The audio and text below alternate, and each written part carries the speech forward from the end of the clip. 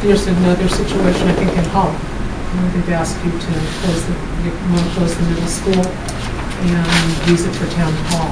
Okay, I think I'm aware of that, but not the specifics. Yeah, Not because the that's specifics. sort of a local issue, and I just, are you drawing a firm line in the sand on this kind of thing, or are you negotiating with? This is an older building. Yeah. Well, if it's not one that they owe us any money on, they can do what they want. Okay. The only thing that we would be concerned about in that case is if they said, we want to close this down, and now we're going to submit for a new school and turn this into something else. Now, I think they do owe money. if it makes sense, Yeah. in that sense, we wouldn't have any say. If they owe money, we would have to.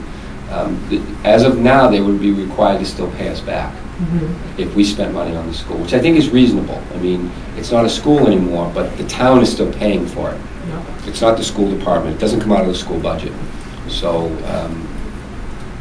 if they borrowed money and they're on a repayment plan, yes, we would expect. And we can, if it's done a while ago, what will happen? The challenge is if it's done a while ago is we've been paying them over 20 years. So we may have to now recoup some of that money. And it's a bit of a challenge, but we have to be firm. We can't let communities wiggle out of their commitments. You know, it's because we borrowed money and pledged sales tax revenue towards that borrowed money. It's a bond covenant. We feel very strongly about it. And we saw a lot of people, a lot of communities sort of use the regulations and abuse them in some ways by putting so much community into the school. You know, bigger cafeterias, and we had one community, I think it was in Chelmsford, that put a huge auditorium because they want to have town meeting. So they use it as their town meeting space, which is okay, but that's not our responsibility to pay for that. So we want to make sure that we're spending money for educational purposes, not for town purposes.